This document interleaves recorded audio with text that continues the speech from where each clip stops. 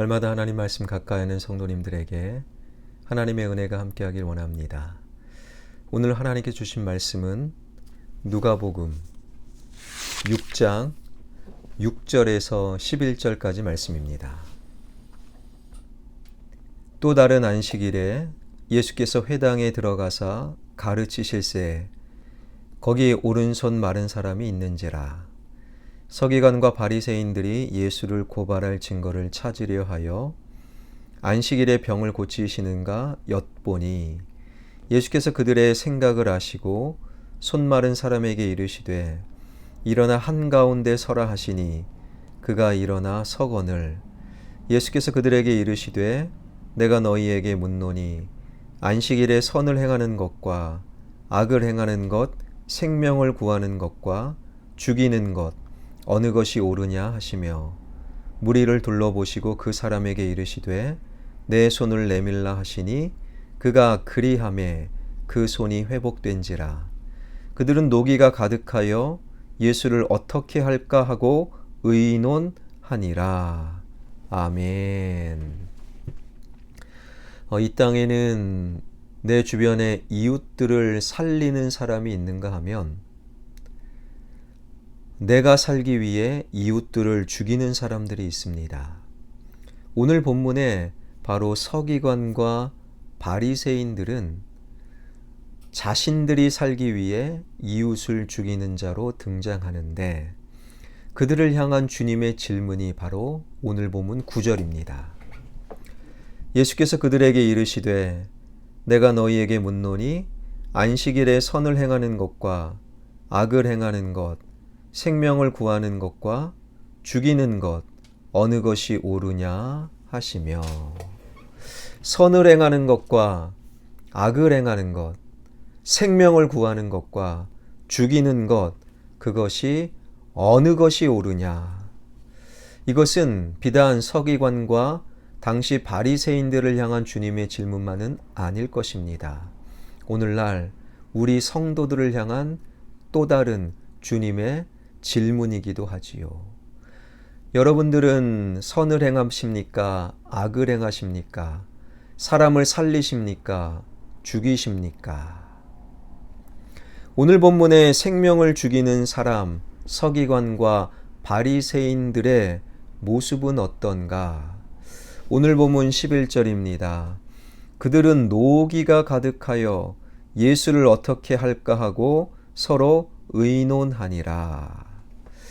누가는 좀 돌려서 예수를 어떻게 할까 서로 의논했다라고 되어 있지만 마태와 마가는 이 사건 이후 예수님을 죽이려고 의논하였다라고 되어 있어요. 그러니까 당시 가장 대표적인 종교 지도자들이라고 말하는 서기관과 바리새인들이 생명을 살리는 주님을 죽여버리자 어떻게 죽일까 생명을 빼앗기로 작정했다라는 것입니다. 원래 바리새인들은 그렇게 악한 사람들이 아닙니다. 이스라엘이 다른 나라를 빼앗기고 그렇게 나라를 빼앗긴 상황 속에서 빼앗긴 나라를 되찾자 그리고 율법과 성경을 다시금 수호하고 지키자라는 그러한 운동과 그런 흐름을 가리켜 하시딤이라고 부르는데 그들은 민족을 회복하고 율법과 말씀을 수호하는 열심 있는 자들이었어요. 그 하시딤의 후예가 바로 바리새인이었습니다. 그런데 그들의 열심은 오히려 바리새인 그리고 다른 사람의 생명을 빼앗는 신앙의 불신앙으로 변질되었다라는 거예요. 아니 어떻게 신앙의 열심 있는 하시딤이 예수님을 비롯해 다른 사람의 생명을 빼앗는 바리새인들로 변질되었는가? 오늘 본문 8절은 이렇게 말씀합니다. 예수께서 그들의 생각을 아시고 그들의 생각은 어떤 생각이냐? 똑같은 사건을 기록한 마가복음 3장 5절은 그들의 생각과 마음은 완악하였다라고 되어 있어요. 이 완악이라는 헬라어 단어는요, 자기만 생각하는 거예요. 다른 사람은 일체 생각하지 않는 이기적인 사람을 가리켜 완악하다라고 부르는 것이지요. 자기만을 생각합니다. 그러한 사람들은 시간이 흐름에 따라 바로 그의 열심, 그의 경험이 오히려 다른 사람의 생명을 빼앗는 자가 될 수밖에 없다라는 거예요. 한 대학교 화장실에 이러한 재미난 낙서가 있었다고 합니다. 기억하라. 당신이 앉아서 사색에 몰두해 있는 동안 밖에 있는 사람들은 사색이 되어 간다. 그러니까 화장실 안에 있으면 일단 자기는 편안해요. 오래 앉아 있고 싶을 때가 있잖아요. 그런데 밖에 있는 다른 사람은 너무너무 힘들다라는 거예요. 제발 볼일 빨리 보고 나와라. 다른 사람을 좀 생각해라. 그런데 당시 바리새인들은 전혀 그러지 않았다라는 것이지요. 완악한 마음, 자기만을 생각하는 마음. 두 번째 바리새인들이 다른 사람의 생명을 빼앗는 자가 될 수밖에 없었던 것은 종교적 독단주의에서 발견하게 됩니다. 내가 어떤 특별한 신앙의 체험을 했어요. 그것은 참 좋은 겁니다. 그런데 이것이 전부다. 혹은 이것을 똑같이 경험해야 너도 바른 신앙인이 될 수 있다 라고 강요하는 것. 이것이 종교적 독단주의입니다. 예를 들면 방언을 경험했어요.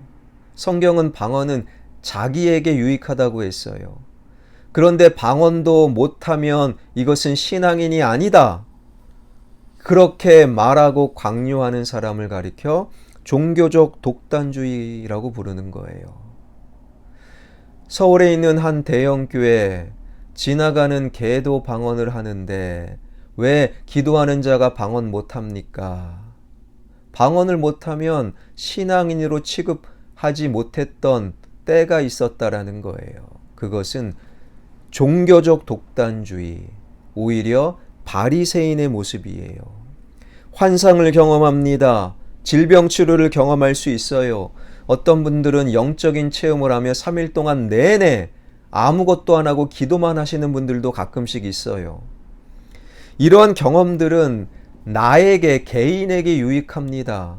그런데 그것을 신앙생활의 기준이라고, 신앙생활의 전부라고 모든 다른 사람에게 이런 경험하도록 강요하고 그런 자리에 억지로 끌고 가는 것, 이것이 종교적 독단주의라고 부르는 거예요.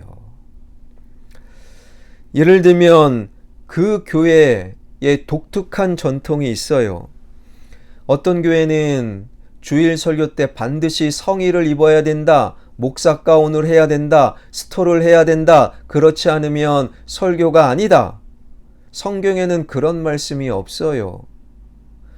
성의를 입고 해도 되고 안 입고 해도 됩니다. 우린 예전에 설교 강단은 가장 거룩하다. 그래서 신발은 벗고 가야 된다. 성경에는 그런 말씀이 없어요.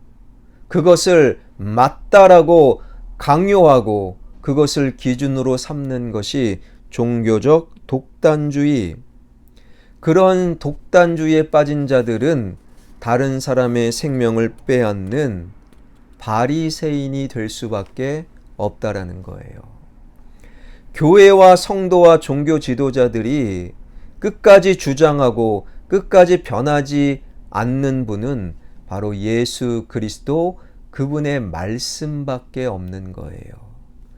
그 교회의, 그 공동체의 전통은 다 시대의 흐름에 따라 달라질 수 있는 가변적인 것이다. 근데 바리새인들은 그들만의 종교적 독단주의 가운데 안식일을 절대화시켰어요. 성경은 안식일을 기억하여 거룩히 지키라라고 말씀하셨는데 당시 바리새인들은요 굉장히 그 안식일을 중요하게 여겨서 안식일에 하지 말아야 될 큰 규칙, 규례 39가지를 만들고 39가지 규례 가운데 세칙 각각 6개씩 만들어 총 234가지를 안식일에 하지 말고 우리는 그것을 다 지킨다. 안 지키면 안식일을 범하는 거야. 종교적 독단주의에 그들은 빠져 있었다라는 거예요. 원래 안식이라는 성경적 개념은 스탑, 멈추는 거예요. 나만을 위한 일을 멈추고 무엇을 하느냐? 출애굽기 20장 11절을 보게 되면 하나님께서도 쉬셨으니 너희도 쉬어라 말씀하시며 이 안식일을 천지 창조와 연결하고 있어요. 하나님께서 첫째 날부터 여섯째 날까지 창조하셨고 일곱째 날 쉬셨어요. 안식하셨어요. 그것으로 말미암아 창조를 완성하셨다. 바로 완성이 안식의 중요한 개념이에요.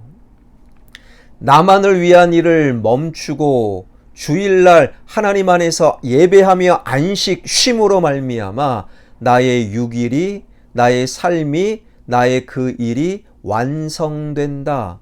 그러니 안식일은요 일을 안 하는 날이 아니라 주님 안에서 예배함으로 말씀 들음으로 안식하는 날, 그것은 내 삶의 완성하고 연결되는 거예요.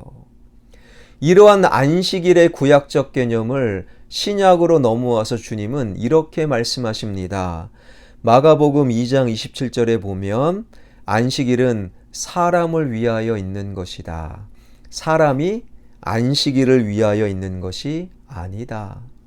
그 안식일은 이제 사람을 위해 있는 거예요. 왜요? 일주일에 한 번은 하나님 안에서 쉼으로 나의 일주일이 완성되기에 그 안식은요, 사람을 위해 있는 거예요. 우리가 안식일의 율법, 234가지 율법에 쩔쩔매며 그것을 지켜야만 안식일이 존재하는 것이 아니라는 거예요. 이러한 바리새인들은 오히려 이 안식일은 우리는 지켜, 너는 왜 안 지켜? 안식일을 절대화하면서 오늘 본문에서도 안식일에 하면 안 된다고 그들이 정해놓은 병고침, 병자를 고치는가 주님을 계속 엿보고 있었다라는 거예요. 그런 마음으로 예배드려 보세요. 그런 마음으로 기도해 보세요. 그것은 온전한 예배가 아니라는 것이지요. 오늘 본문 7절입니다.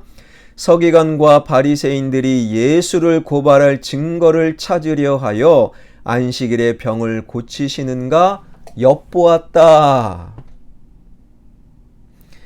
바리새인들이야말로 사람이 안식일을 위해 존재하는 것처럼 하나님의 말씀을 왜곡하고 변질시켜 놓았다라는 거예요. 왜 그렇습니까?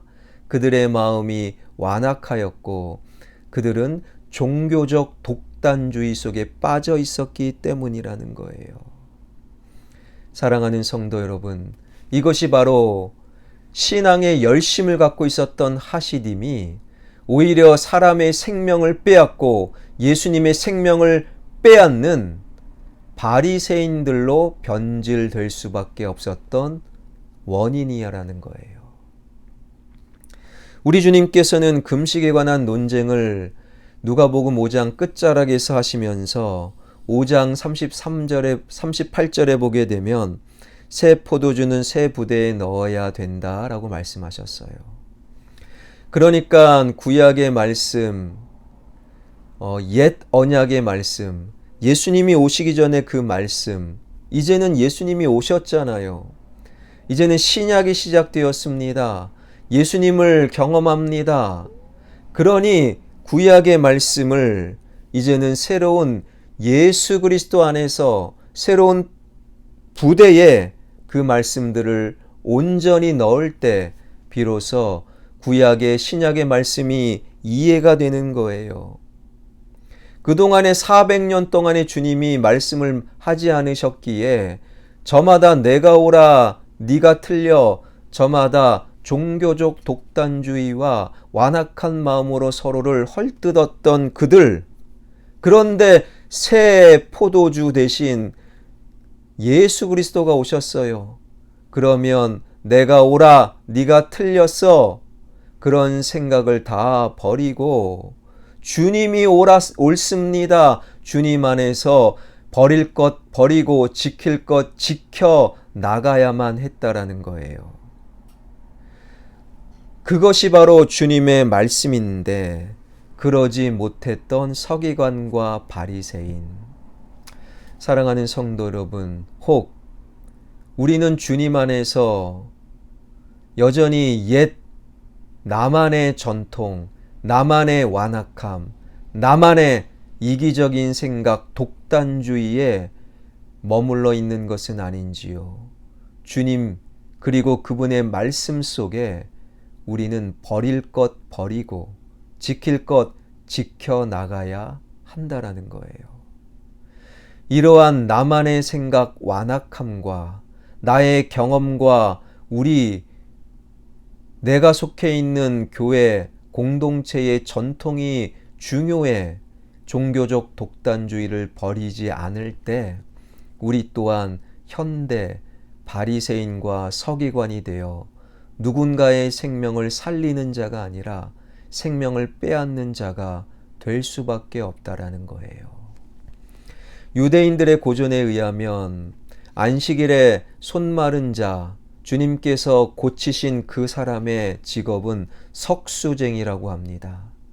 그러니까 돌을 깎아서 하루하루 먹고 사는 사람. 그러니까 손이 말랐다라는 것은 더 이상 하루하루 살 수 없는 그러한 형편에 절망에 빠져 있는 거예요. 그런 사람을 주님께서 고치신 거죠. 여러분, 이것이 정말로 중요한 복음의 말씀인 거예요.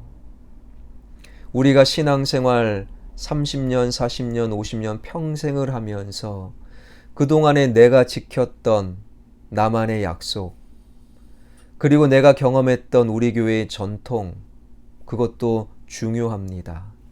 그러나 주님 안에서 우리는 새로워져야 돼요. 주님 안에서 버릴 것은 과감히 버리고 주님 안에서 지켜야 될 것은 아름답게 지켜나갈 때 저와 여러분 우리는요, 누군가를 살리는 귀한 주님의 사람들이 될 수 있는 거예요. 이 말씀 꼭 기억하면서 주님의 말씀으로 우리 영혼을 채우고 주님의 말씀이 우리 결정의 기준이 되어 나의 감정도, 우리 교회 전통도, 나만의 질서도, 나만의 규칙도 주님 안에서 완전히 새로운 것이 되어 시간이 갈수록 내가 누군가를 살리는, 우리 교회가 지역을 살리는 아름다운 하나님의 사람들, 주님의 몸된 교회 되길 주님의 이름으로 축원합니다. 기도하겠습니다. 살아계신 하나님, 인간의 모든 모임과 인간의 삶에는 때로는 인간 사이에 약속이 있고 그 약속이 반복되어 그 공동체의 전통이 됩니다. 전통도 중요하고 아름답지만 그 전통이 때로는 완악한 마음, 이기주의와 종교적 독단주의와 결합하면 다른 사람의 생명을 빼앗는 무서운 변질이 있음을 바리새인의 모습을 통하여 깨달아 알게 하여 주옵소서. 우리 교회의 전통, 나만의 신앙의 패턴과 형식과 약속이 주님 말씀 속에 완전히 새로워지길 원합니다. 그리하여 말씀을 기준으로 삼아 우리 교회가 다른 사람을 살리고 지역을 살리는 주님의 사람, 주님의 교회 되게 하여 주옵소서. 우리 주변에 환우들이 있습니다. 하나님, 눈앞에 있는 질병이 문제가 아닙니다. 질병은 하나님께서 쉽게 해결하실 수 있고 고칠 수 있습니다. 다만 질병을 주신, 허락하신 주님의 뜻을 질병 가운데 헤아릴 수 있는 깊이 있는 기도와 영혼의 깨어남이 우리에게 찾아오게 하여 주옵소서. 문제보다 크신 하나님, 그 문제를 허락하신 하나님의 뜻을 구하게 하여 주시고 그 뜻을 구하는 과정에서 문제도 떠나가는 역사가 우리 가운데 임하게 하여 주옵소서. 코로나19와 가로택 정비사업, 성전 건축 주님 손아귀에 맡겨드리오니 주님께서 순적히 아름답게 가장 좋은 길로 인도하여 주옵소서. 대통령 선거, 하나님, 좋은 대통령 후보가 눈에 잘 보이지 않습니다. 그러나 기도하오니 어떤 사람이 대통령이 되든 대통령이 된 이후 좋은 대통령이 될 수 있도록 하나님, 그를 불쌍히 여겨 주옵소서. 이 모든 말씀 예수 그리스도의 이름으로 기도하옵나이다. 아멘.